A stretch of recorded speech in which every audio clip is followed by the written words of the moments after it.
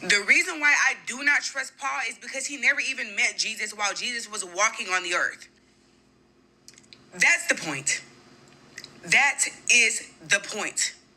2025 to 2026 has been a weird year for analyzing Pauline scripture, because if it's taught me anything, it's that anybody who doesn't want to listen to Paul or obey the writings of Paul just simply doesn't want to obey scripture. They have a fundamental problem with what Christianity actually is, and so they try to redefine it or make it in their own image, much like Satan before them. But the bottom line is, if you don't like what Paul is writing, you don't like what God is writing. And I've never understood the argument that Paul is not ordained scripturally or that he's not an apostle, because that's just simply not true. If you read literally the first couple of passages in Galatians, Paul actually goes to meet with Peter, James, and John, and he shares the gospel with them, and they actually endorse his ministry. And there are other places in scripture as well where Paul's authority is well established and is recognized, not only by the broader Christian base, but by the rest of the apostles. You know, the ones that Jesus Christ taught himself, the ones that you guys never seem to have criticism with, even though they very clearly endorsed Paul. And if your best argument is an argument from silence or misinformation, then you're already off to a bad start. Historically speaking, every Pauline lie, or whatever they like to parrot here on TikTok, is literally unsubstantiable or unsustainable.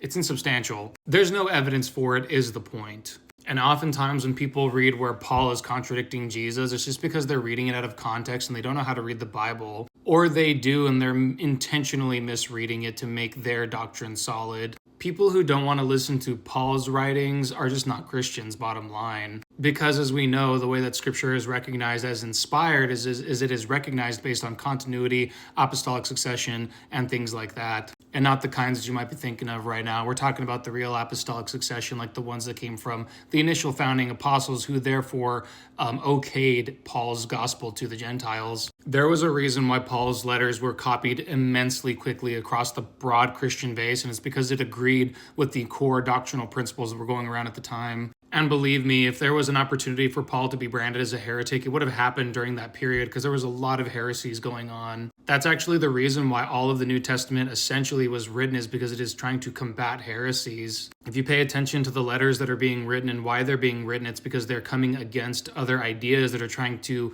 manipulate, twist, or destroy the gospel. Anyway, if you don't want to listen to Paul's writings, you just don't want to listen to God, and that's pretty much the basic principle. And if you haven't seen the ladies video that I opened up with here, I actually reposted it. You can go watch it. I highly advise that you do, because she raises some great points as to how Paul's interaction with Jesus was actually pretty substantial for the time. And again, if your best argument for that is he was mentally ill, you need to prove that, not argue from silence. That's all. God bless.